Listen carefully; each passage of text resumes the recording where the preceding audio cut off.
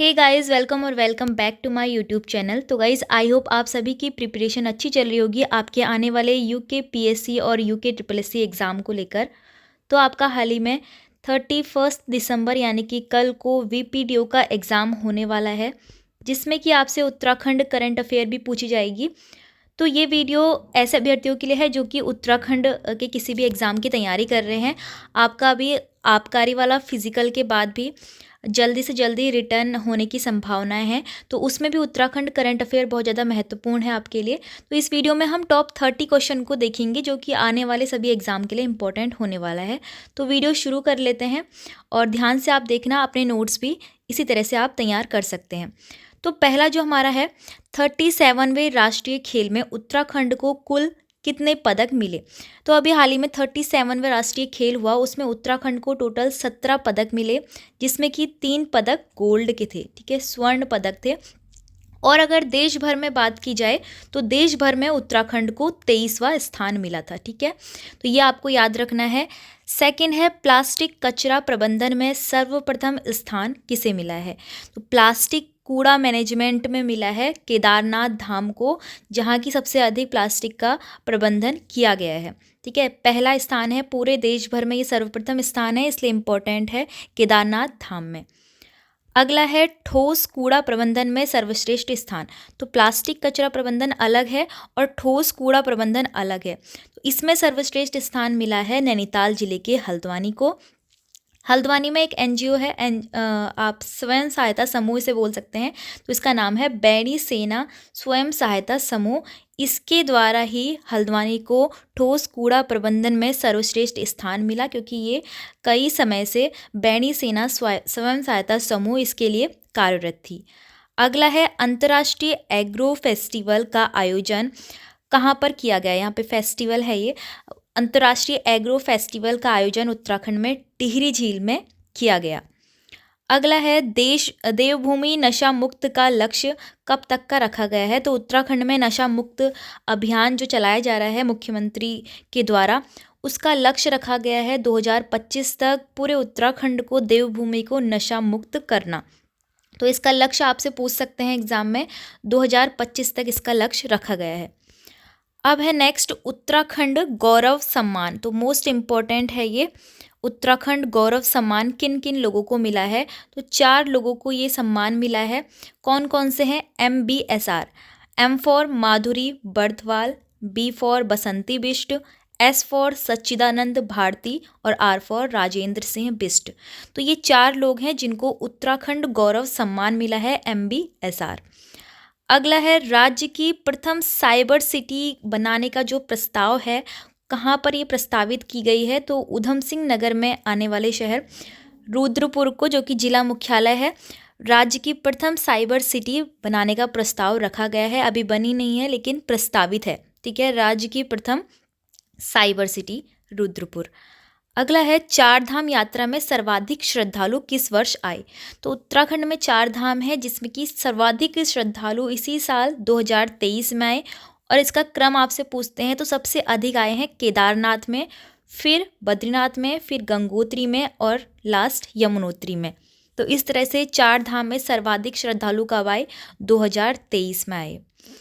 अगला है, पहला क्षेत्रीय निवेश सम्मेलन, फर्स्ट रीजनल इन्वेस्टमेंट समिट इसको कहेंगे। तो ये कहाँ पर हुआ। तो ये पहला क्षेत्रीय निवेश सम्मेलन हो रहा है उत्तराखंड में, हुआ कहाँ पर हुआ, रुद्रपुर में हुआ, ठीक है।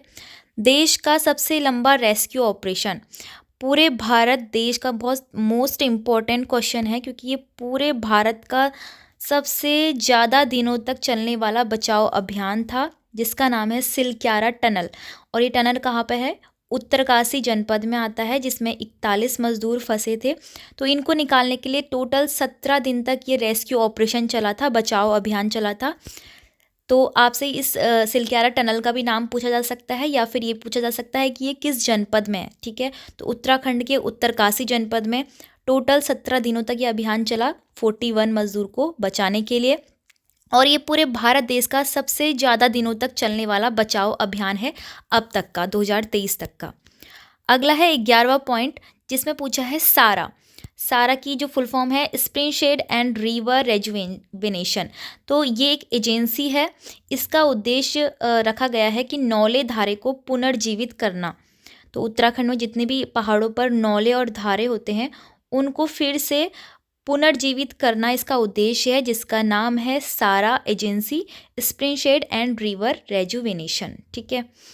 अगला है समग्र शिक्षा उत्तराखंड और स्विस एजुकेशन के मध्य में एक समझौता हुआ है। तो इन दोनों के मध्य में ये समझौता हुआ है। इसके अंतर्गत बताया गया है कि जो भी उत्तराखंड के 9 से 12वीं के बच्चे होंगे उनको पर्यटन और हॉस्पिटैलिटी में सहयोग करेगा कौन? स्विस एजुकेशन ग्रुप, स्विट्जरलैंड की तरफ से। ठीक है।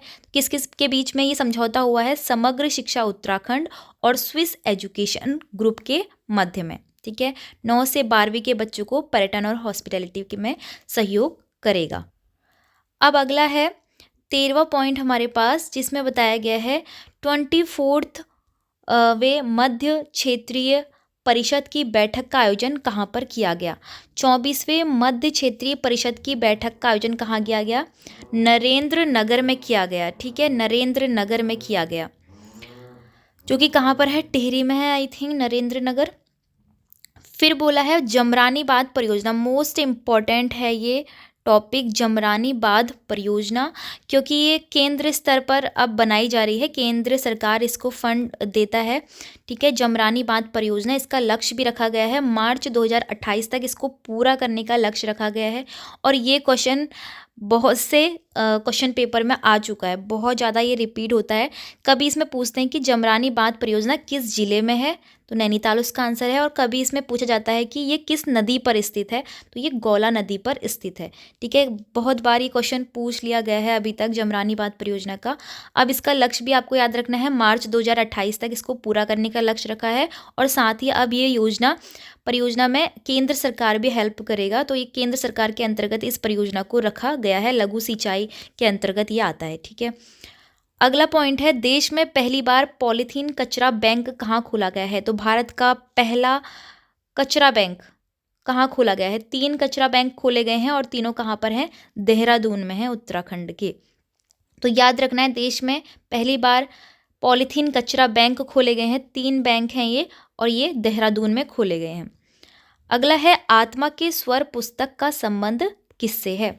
आत्मा के स्वर ये जो पुस्तक है ये एक प्रकार से कलेक्शन है, हमारे राज्यपाल गवर्नर गुरमीत सिंह के अभिभाषणों का ये पूरा संकलन है, यानी कि कलेक्शन है, आत्मा के स्वर। ठीक है। नेक्स्ट पॉइंट है रोजगार प्रयाग पोर्टल का संबंध किससे है?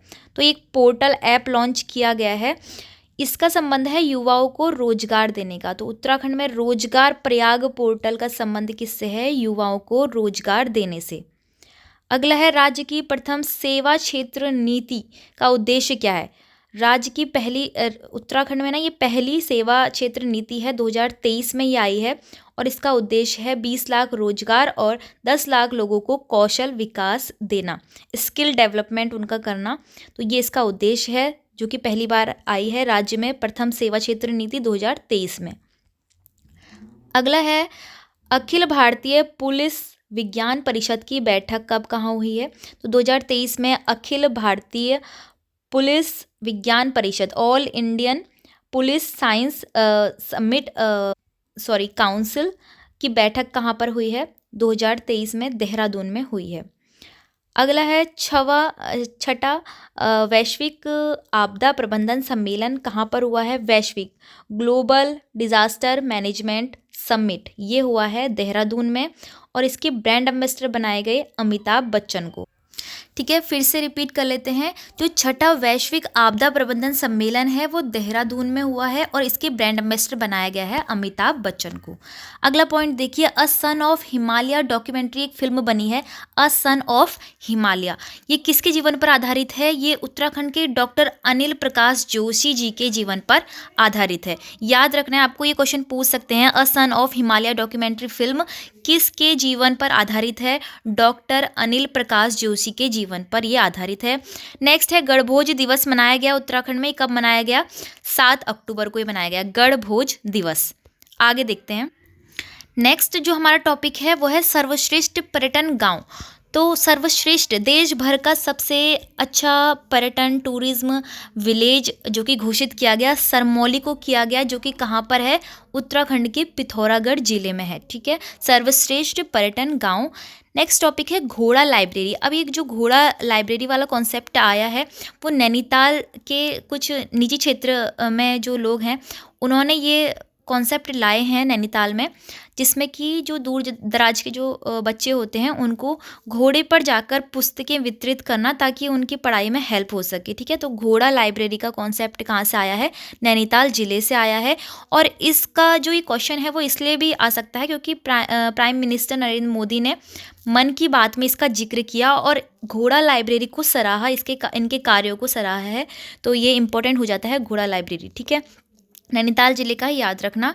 अगला है संगीत नाटक अकादमी का अमृत अवार्ड किन किन लोगों को मिला है, तो 4 लोगों को संगीत नाटक अकादमी का अमृत अवार्ड दिया गया। पहला जो अवार्ड मिला भैरव दत्त तिवारी, नारायण सिंह बिष्ट, जगदीश ढोंडियाल, जुगल किशोर पेटशाली।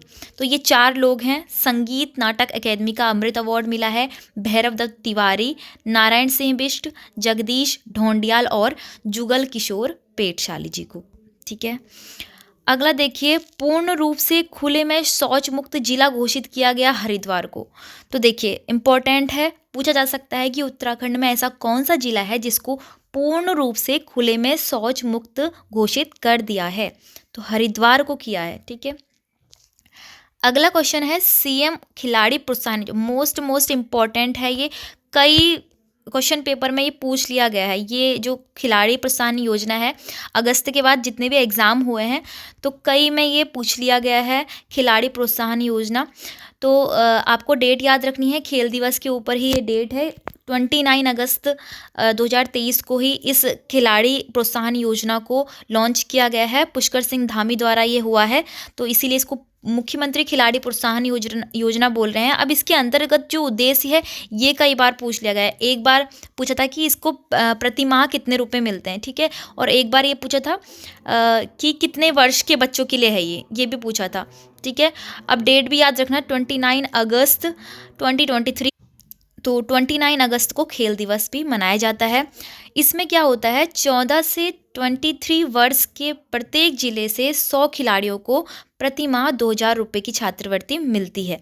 14 से 23 वर्ष के वो खिलाड़ी होने चाहिए और हर जिले से 100 खिलाड़ियों को चूज़ किया जाएगा। ठीक है, बेस्ट 100 खिलाड़ियों को चूज़ किया जाएगा। तो 13 जिले हैं, यानी कि 1300 खिलाड़ियों को इस योजना का लाभ मिलेगा, जो कि हर जिले से बेस्ट खिलाड़ी होंगे और उनकी उम्र होनी चाहिए 14 से 23 वर्ष के बीच की। ठीक है, उनको हर महीने 2000 रुपये की स्कॉलरशिप मिलेगी, छात्रवृत्ति मिलेगी, प्लस साथ में हर साल 10,000 रुपये के स्पोर्ट्स इक्विपमेंट्स जो होते हैं, खेल उपकरण, वो दिए जाएंगे 10,000 रुपये के। ठीक है, आगे होगा आपको समझ में। ठीक है, अगला है राष्ट्रीय स्तर पर स्कॉच अवार्ड।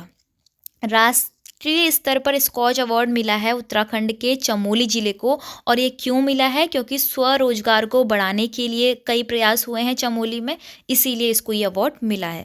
ठीक है, याद रखना है, राष्ट्रीय स्तर पर स्कॉच अवार्ड मिला है चमोली को स्वरोजगार बढ़ाने के उद्देश्य से।